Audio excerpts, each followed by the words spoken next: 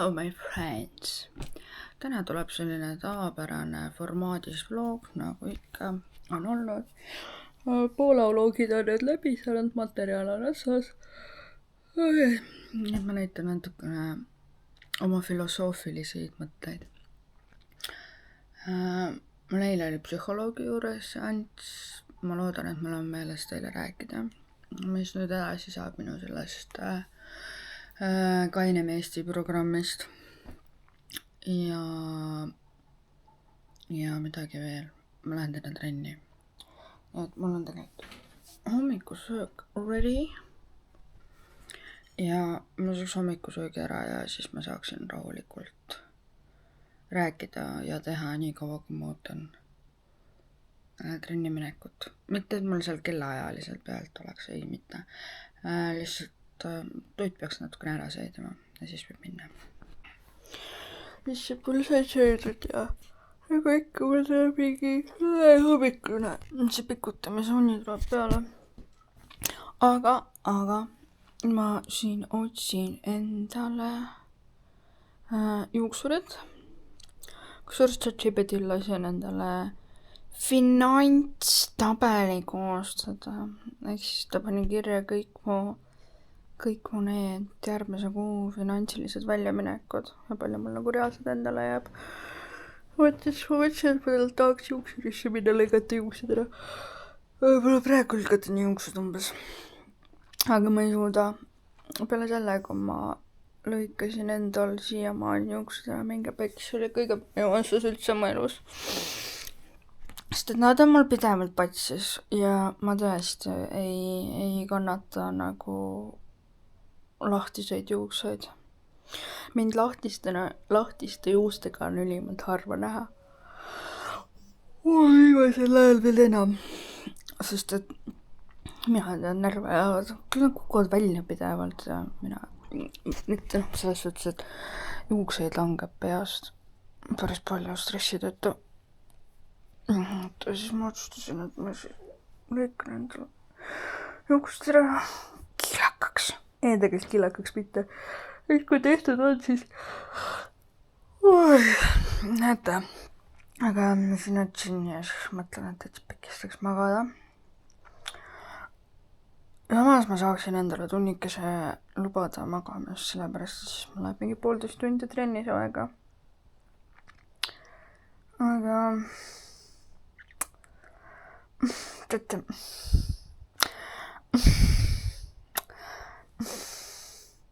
ma ei tea, mis tuju on. Tunne on küll praegu suke, et ma tooks tuju.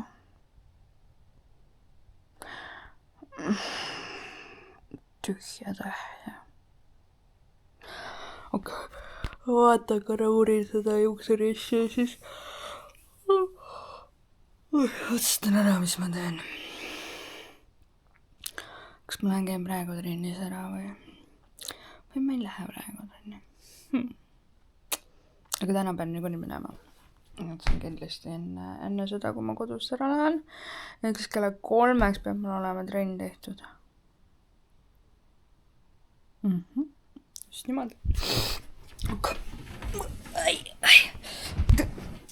Trennist lihtsalt lihased valutavad.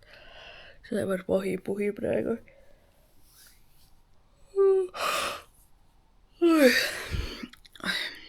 Hästi, ma nüüd lähen. Ma jään magama.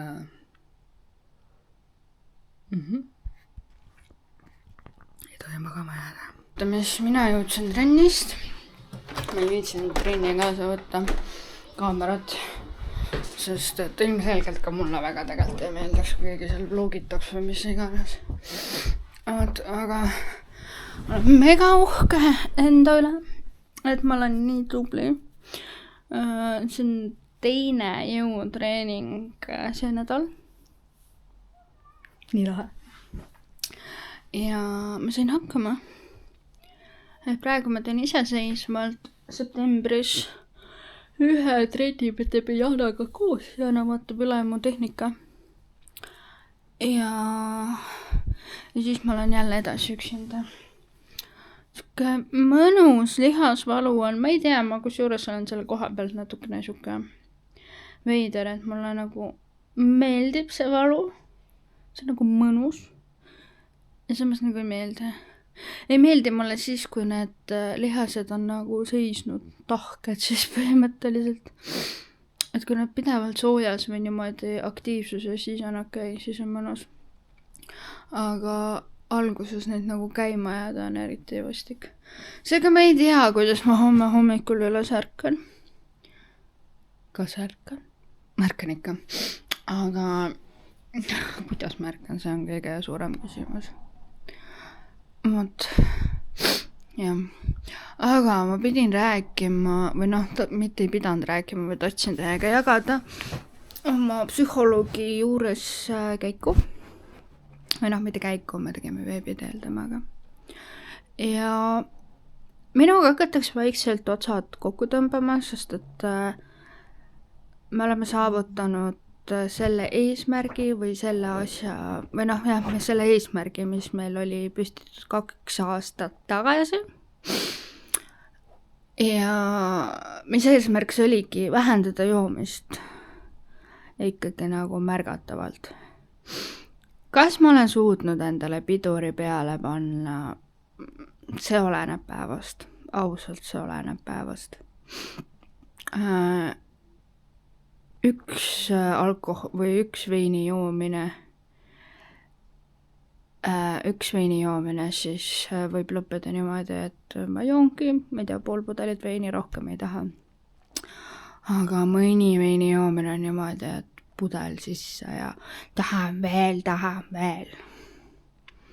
Et ma ei tea, see oleneb, aga mis ma olen järeldanud sellest, et see on kõik stressist, sest et vahepeal on niimoodi, et ma olen vist varasemalt ka vlogides rääkinud, kus ma ei suuda ära handlida olukorda enda elus ja siis mul on vaja kiiret pinge. Tegelikult on ju pinge maandaja, aga ta on siuke saatanast pinge maandaja. Ja mul on mõttekam seda kasutada kui see, et näiteks minna trenni. Kõlab nagu loogiliselt, on ju. Ja ma ei tea, kas see on esiteks see tahtejõu asi, on ju. Ja siis teiseks on see sõltuvuse asi. Sõltuvus on ikkagi mu sees ärkvel veel ja on olemas. Aga ma proovin selle sõltuvusega ka vaimselt hästi palju tööd teha, et ikkagi selgitada. Kas on ikka vaja? Sest et vahest sõltuvus ütleb, et kuule, teeks ühe veini ja siis mõtlen, päris ma ei viitsi, et hommikul peab valuta, pask on olla, teoreetilis mul läheb päev raisku, sellepärast ma lihtsalt laisklen voodis ja mitte midagi ei tee, siis ma nagu mingi võin.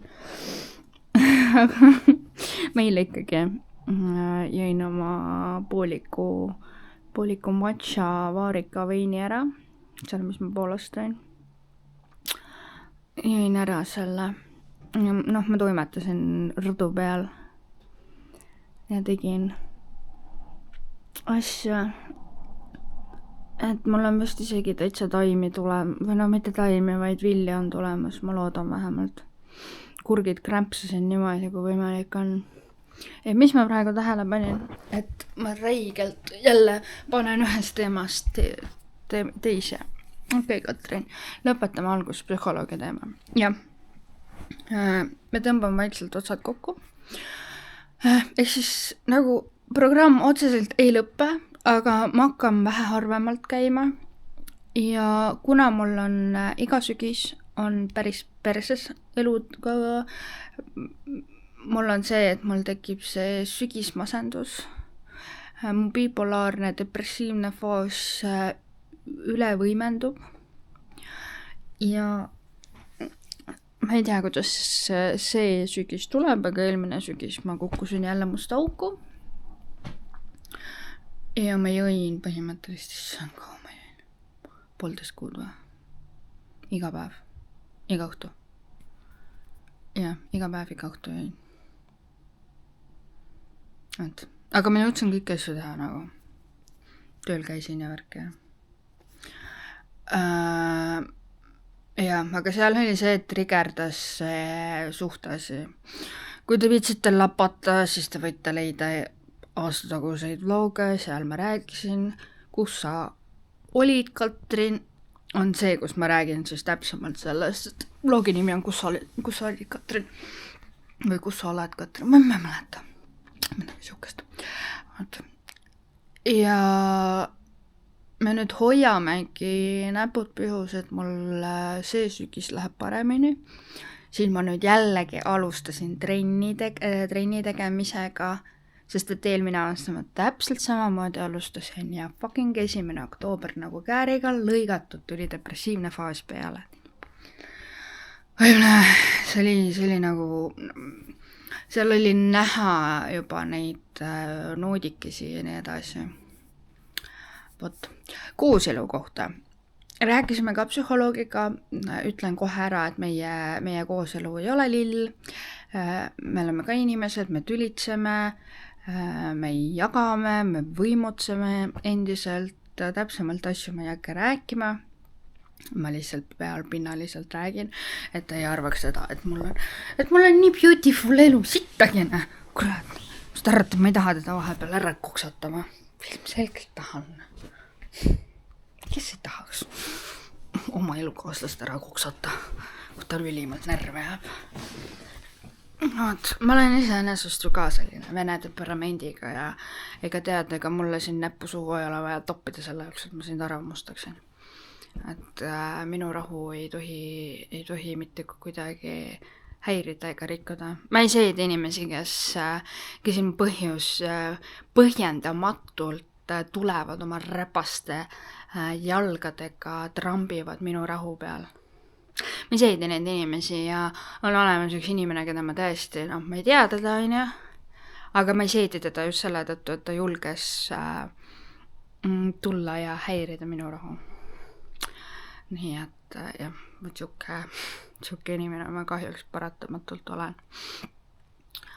Oota, mis ma nüüd tahtsin öelda? Ma tahtsin nüüd öelda seda, et ma pean jälgima uuesti, mitte küll sügavalt, aga pinnaliselt enda bipolaarseid faase.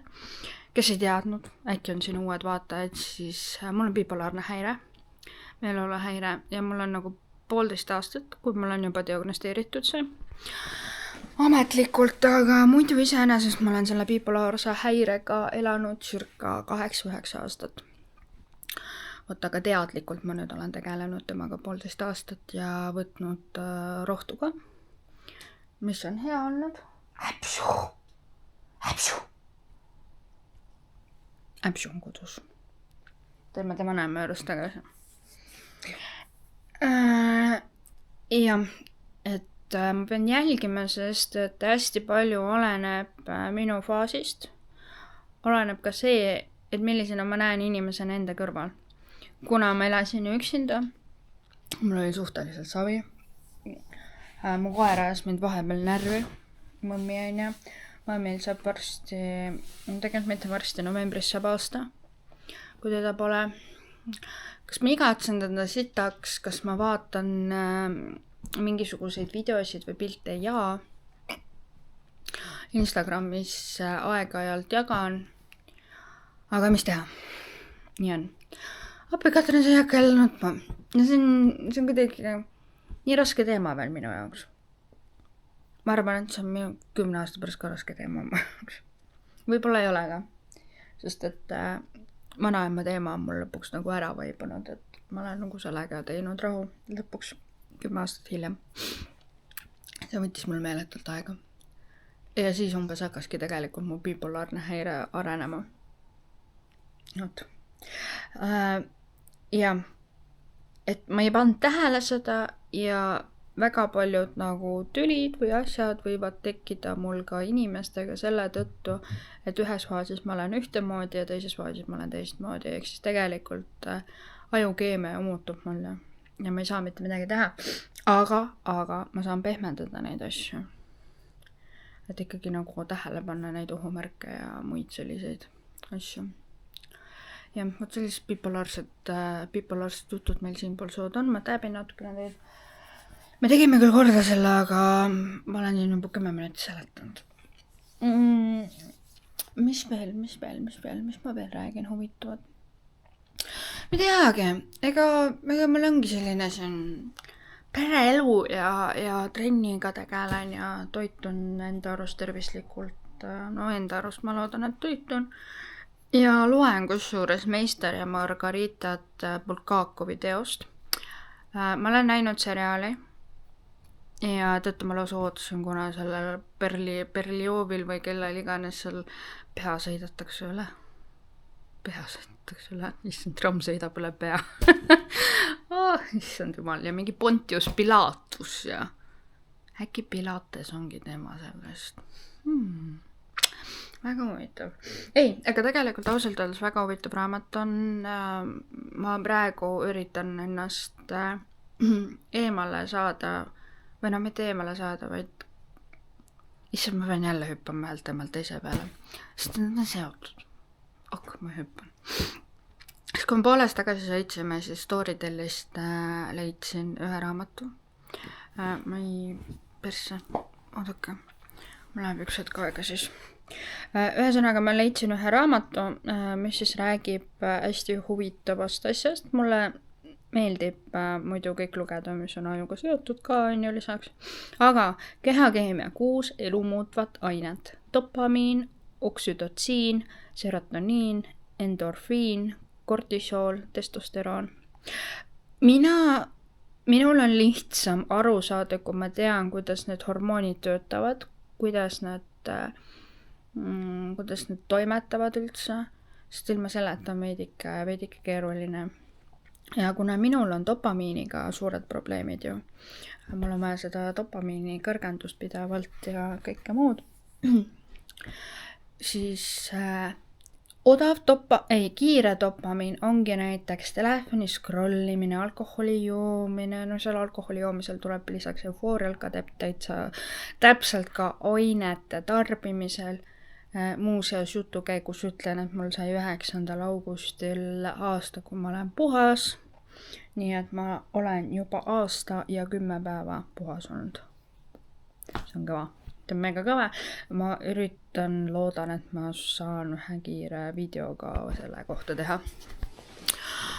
Nii, ja aeglane dopamiin ongi trenni tegemine, raamatu lugemine, eriti veel ilukirjanduse lugemine, sest et inimene kujutab endale ette, hakkab ju endale asju ette kujutama ja niimoodi on kõige parem.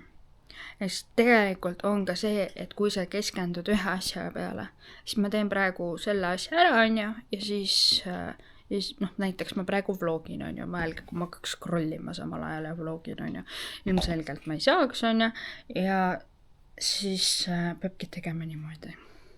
Hästi segane, ma tean, sest et ma ei jõudnud lõpuni kuulata, sest ma kuulasin seda raamatut.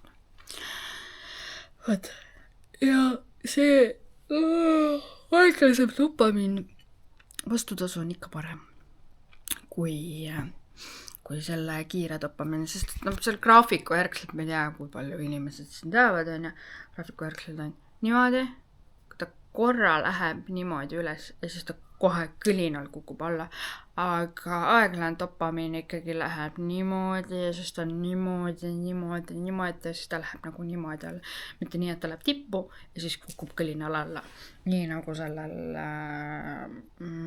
päris ma nagu tunnen, et mul on mingi nahk, mis mind häirib. Jah, ma näen seda, aga ma tegelen pärast oma selle nahatükiga. Ma ei saa, see häirib mind.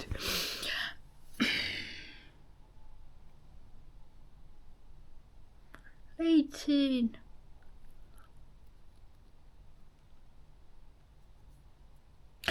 Teil on väga huvitav seda vaadata, aina. Nii, okei. Ma lõpetan oma näperdamise ära. Ja selle tõttu ma hakkasin ka lugema seda raamatut. Tegelikult ma tahtsin mingi kriminulli vaadata, aga viitsin tutsida seal. Ma ei tea täpsemalt ka, millest on vaja, või millest ma tahaks lugeda, sest väga ilukirjanduse tšikk ma ei ole. Sest et ma olen ikka rohkem neid psühholoogilisi raamatuid lugenud. Selliseid asju. elu on imeline, elu on imeline paik. Ega mul ei olegi mitte midagi öelda, tegelikult ma tahaks sööma minna, sest et peale trenni on vaja suua. Äpsu midagi korraldab selle. Ja mis... Äpsu! Siis ma saan ära ja siis mingi aeg ma lähen liikvele. Mul on vaja ära käia planeeritud kohtades, planeeritud asjad ära teha ja siis arvatavasti ma õhtul monteerin kiirelt vlogi ära ja siis postitan ära. Või ma panen tavaliselt ma teen niimoodi, et ma loen ta ära, aga avaldab ta ikkagi kell 7 õhtul. Aitäh, Tunita! Aitäh! Näeme juba. Mis päev täna on? Ta on 3 päev, ja. Homme on vlog 4 päeval. Näeme esmaspäeval. Ma ei tea küll, mis ma näitan, aga küll ma kaamera lahti teen ja siis midagi läkutan. Tuleb see päris hästi välja. Jah, hästi. Aga näeme juba järgmises vlogis esmaspäeval. Nii et bye!